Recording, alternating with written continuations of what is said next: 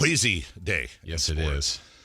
Joining us right now, he is en route to the Bay Area. That's going to be the noise you hear in the background. But he still does everything he can to make sure he's on with us. He's juggling jobs. He's a man very much in demand, and he joins us from The Athletic. Although I think Chris is currently on the phone with him right now. And there we go, from The Athletic, the one, the only, Sam Amick. Good morning, Sam. Good morning, gentlemen. Dave, even though we just did an audio check, Chris said it's not great, so hopefully you guys can hear me okay. Yeah, it's not great at all. Yeah, it's a little muffled. It's actually we were on the phone like 5 minutes ago. It was fine, and then Sam was like, "Well, let me put my AirPods in," and I don't know what. Hey, Sam, try switching back to whatever you did earlier or whatever. How's that? Not much better. Maybe it's our thing. Hey, well, maybe it's just the way he's speaking. I'm going to try a test. You ready?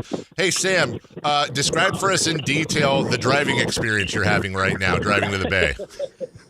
Well, I switched to just good old speakerphone. There we go. That's a little bit better. That's much better. Yeah. Nice, comfortable drive, stress-free?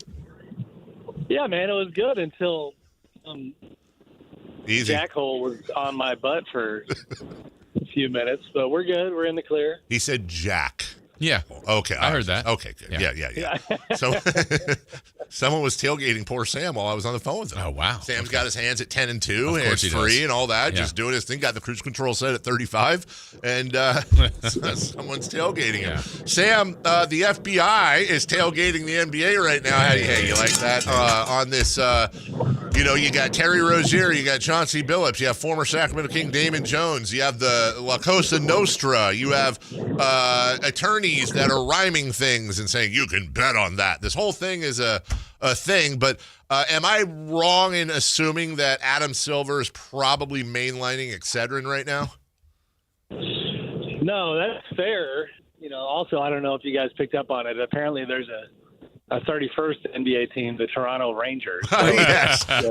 Yeah, and Miami used to have a guy named, what was it, Jason? Rosier or something. Terry Rozier, or however the guy said it. Yeah, you'd think you'd have a pronunciation guy. But anyways. Yeah, obviously kind of processing all of this in real time, being a West Coast-based national reporter is sometimes a disadvantage when you wake up and see your phone flooded with this type of a story that's been going on for 90 minutes before your eyelids opened. So that's always fun. I watched the press conference. It's obviously we're talking about a big time controversy. We knew about the Jonte Porter stuff.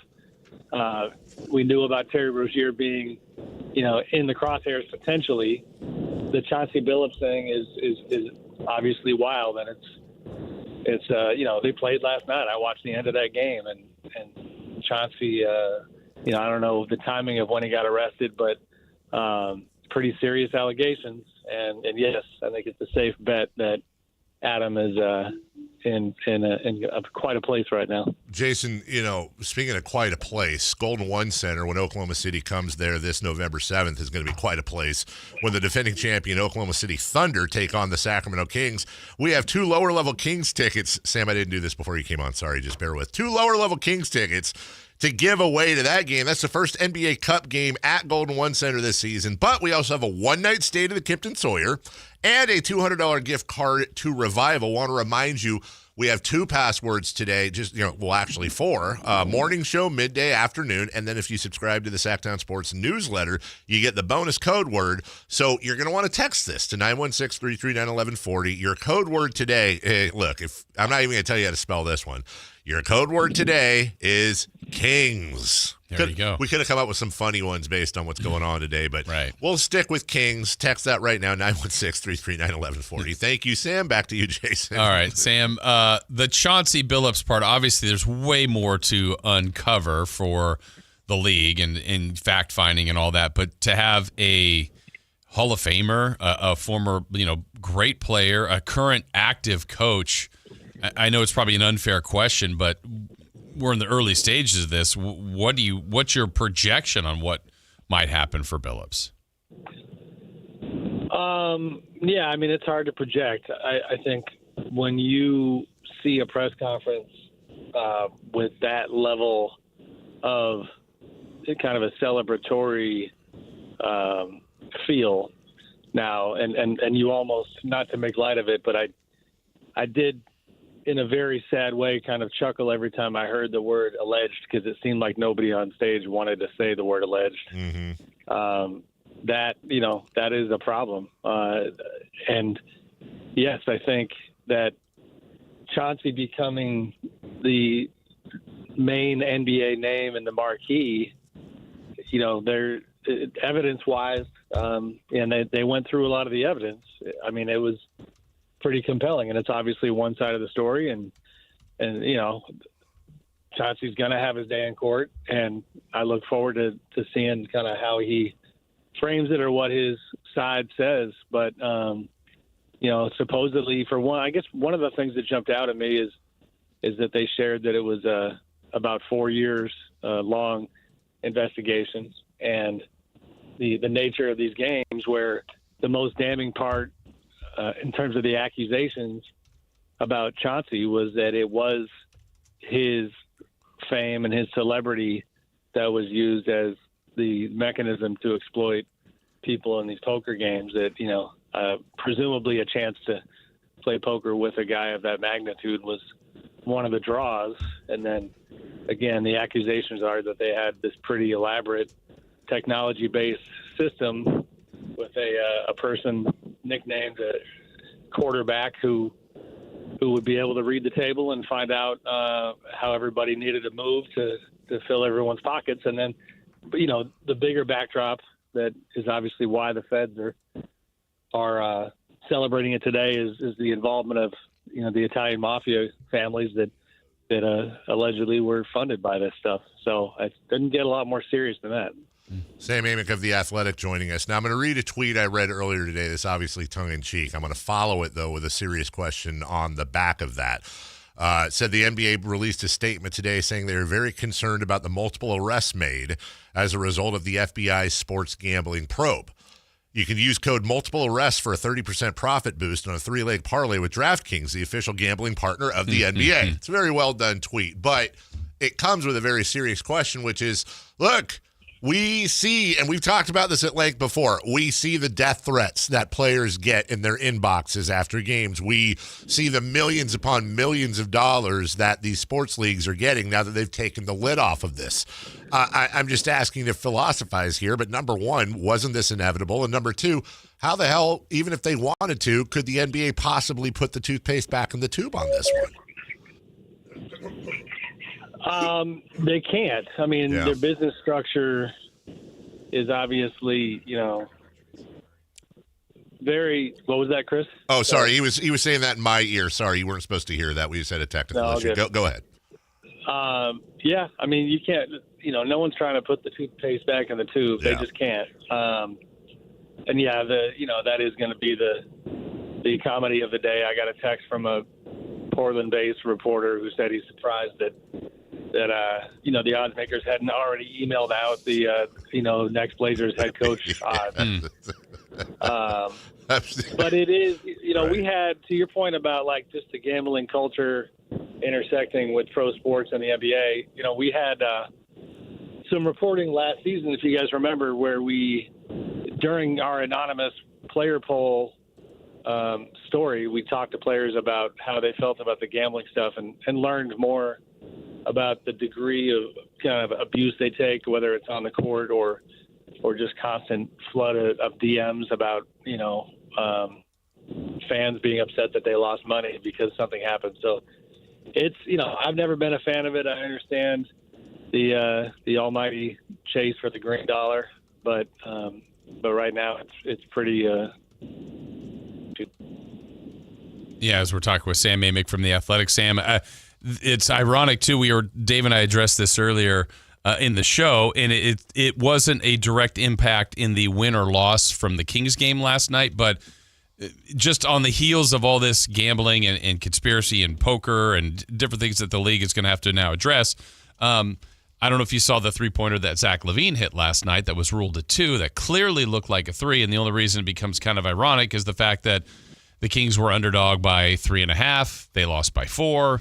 every point is critical and that kind of stuff. Just a weird situation that the league, I don't know, it seems like they've got a lot of people with their eyes on them now that all this stuff is out there. Yeah, I mean, that's the integrity issue that they now are going to face, and honestly, these are obviously two different situations, but if you have a discussion about that topic and then you add in the Clippers controversy that, has obviously dominated the news the past couple months, the common thread there is just integrity of the game, whether it's how you build rosters and fairness of the playing field in that regard, or fairness of the actual playing field and things like this happening. And the issue that is another, bit of toothpaste that you can't get back in the tube is that completely limited to Terry Rozier and Jontay Porter when it comes to players doing these types of things with prop bets. And common sense tells you it wasn't, but let's just say it was.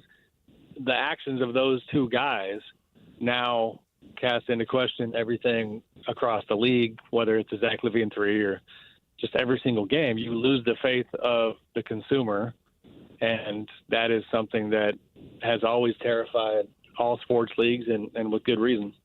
Sam Amick joining us. Yeah. So more to come on all of that. By the way, I would say if I was a betting man, which I'm not, Nate Bjorkgren would be the favorite to be the next Blazers head coach if Chauncey has to take a leave of absence. But hey, who knows? Thiago Splitter on that staff too. Oh. Sam, the Sacramento Kings played a game of basketball last night, and despite the fact that Zach LaVine's 3, which was obvious, was called a 2, and the final score was 4-point win for the Suns, even though the betting line was 3.5. We'll leave that alone, though. We'll go more to tale of two sides. I know you cover the entire NBA, but I imagine you at least got a glimpse of the game last night in Doug Christie's debut. I did.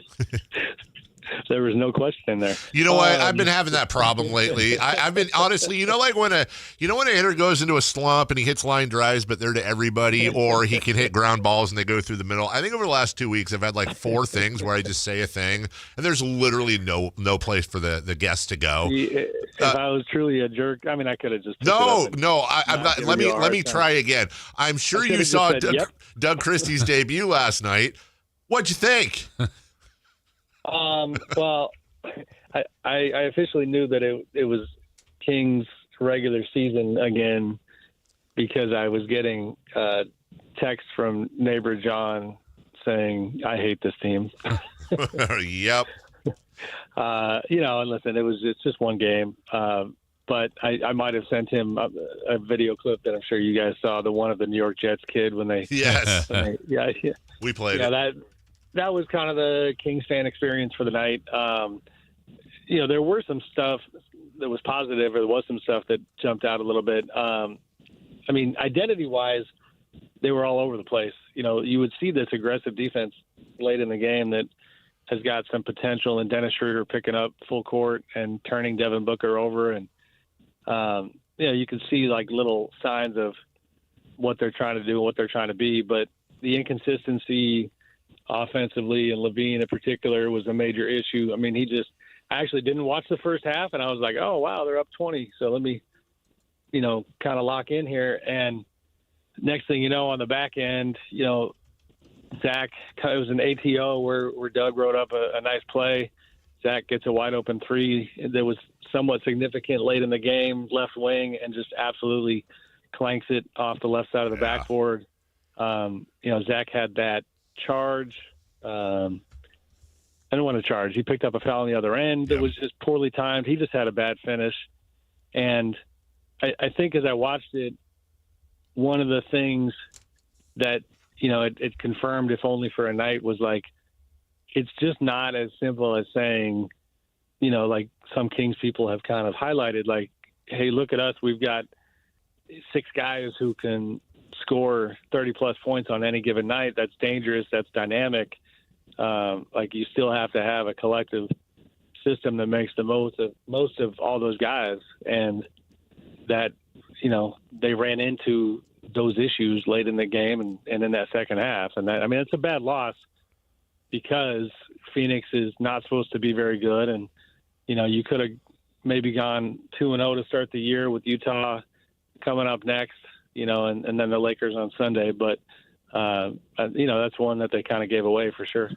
Yeah, and Sam, the one thing I told Dave earlier too, it wasn't a surprise in the way it played out, in the fact that I thought amongst everything that happened, roster construction to me was a factor, and obviously Sabonis is out, so you got to try to make up for that. But some of the bigs they try to play just didn't really produce, and then your best players, the rest of the roster, are all these guards, and leaves you vulnerable on the boards and leaves you vulnerable who's not in. And I just thought, we knew that going in, and last night kind of played to me just like that. And it's something that they can't solve today, but they're probably going to have to solve as quickly as they possibly can.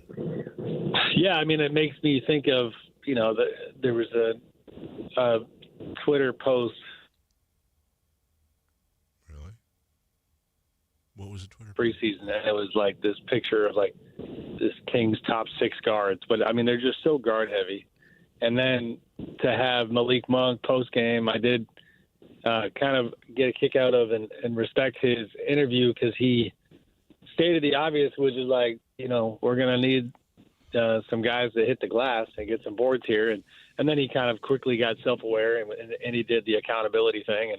And he was just like, all right, well, I'm going to get some more boards. But that is an issue. They are small, and obviously you take Domas out, that's brutal when it comes to that department.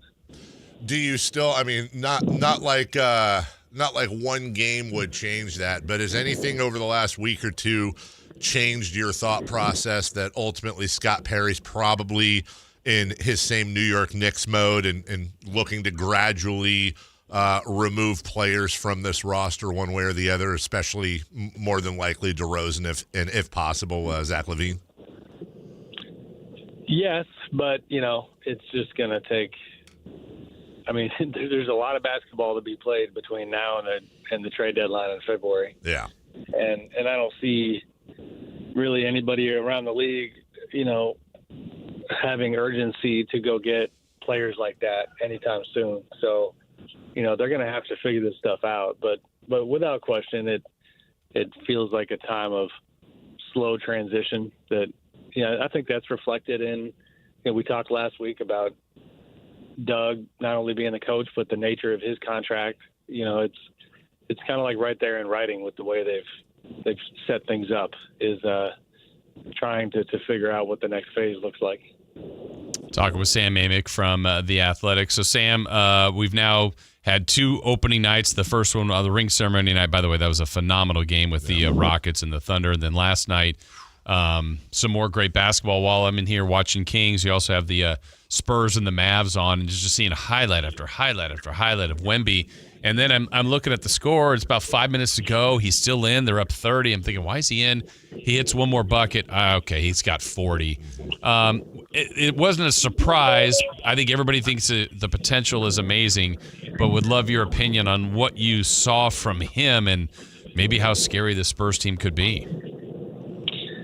I mean, what I saw from him literally made me want to book a flight to San Antonio last night to just figure out, where I can go see this guy up close.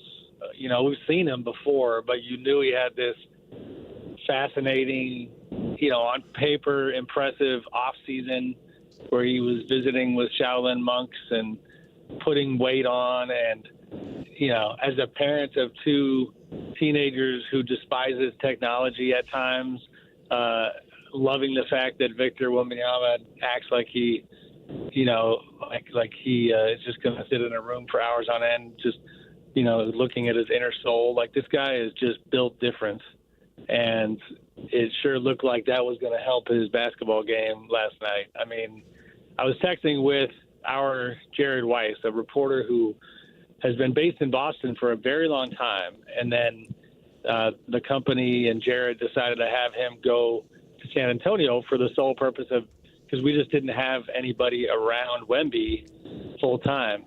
And, not to get into Jared's business, but I texted him last night, like, man, if you had any second thoughts about doing this, I hope those are gone professionally by tonight.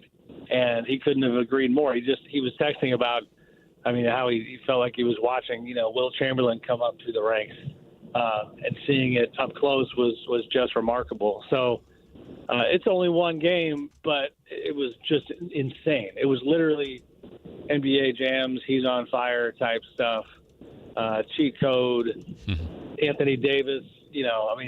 We should just praise Wemby. I'm a little, but I got this one tweet got my attention where it was like he's making, Anthony Davis, who was a Hall of Famer, a champion, at times an MVP candidate, look like a G leaguer last night, and so he was incredible. Yeah, and Anthony Davis, one of the best defensive players in the league. On top of that, what really scared me is Dylan Harper looked pretty damn good. And they don't even have De'Aaron Fox yet. And I don't want to get too crazy off of one game, considering they did play the Dallas Mavericks. It's game one. I mean, I don't think Utah's going 82-0 either, but I don't know, man. I was high on the Spurs team all offseason. I'm not going to take laps right now, but I wouldn't say possible. Of course it is. But is it maybe even probable that even Vegas got it a little low on the Spurs team? I just don't see a ton of weaknesses with them. Yeah, it's definitely possible. It's absolutely possible. I could see them being a top 6 team in the West. Again, it's opening night. We overreact to everything. I don't know what to think. I mean, you mentioned Utah. Like I when the Clippers put a beating on the Kings the other night, I thought the Clippers were destined for top 4 in the West, and then they laid a complete egg. So things change night to night, but. Gosh, guys, it's almost as if the Kings should have tried to get some of those Spurs players on their team when they did the Fox trade. Sam! Too soon, Sam. Sam, how about their unprotected first-round draft pick in 2031, Sam? How about getting that one back? Just that. Thanks, Sam. I mean, it's just crazy. I hope you get tailgated the whole way down there. Yeah. Anyway, I don't know how the hell to finish. Yeah, one more question for you. Hey, in your heart of hearts, do you think that this whole gambling thing, I was just thinking about this while we were talking, do you think this might have any pressure at all on expansion locations? It's been long thought that Seattle and Vegas are your shoe-in expansion places, and I know there's been some pullback at least on the timing of expansion, but do you think this puts Vegas back under the spotlight, or are we kind of past that as a sports community by now? Speculation is already shifting away from Vegas and even Seattle, which is not what people in Seattle want to hear. Nobody was taking them away as the 2 most likely places for expansion, but the league had shifted its focus to Europe and the European League that they are building. And, not that you can't do 2 things at once, but it seemed like that was kind of siphoning off the energy towards expansion, because we went from, for quite some time, like over a year, having Adam Silver basically say that, we're one step away from cities filing their official paperwork to petition for expansion, to, just kind of them slow playing it and saying that's not where we are right now. The Vegas thing, gambling wise, I would have to learn more to see if it's shifting how they see that market. But like we said at the top of the conversation, like the toothpaste being out of the tube it is what it is. I don't know what to do about it at this point, but in that department are not great. That's Sam Amick of The Athletic. Make sure you follow him online. Also, subscribe to The Athletic. So I got my hat on today. It's really an Acu Stadium hat, but the A does look like, and the colors looks like Athletics. And when we have Barrows or Sam on, I'll always pump up The Athletic. Make sure you subscribe and save and follow great journalism. Welcome to the new season, Sam. We look forward to talking to you throughout the year, buddy. Thank you. All right, guys. Be good. All Appreciate right. you.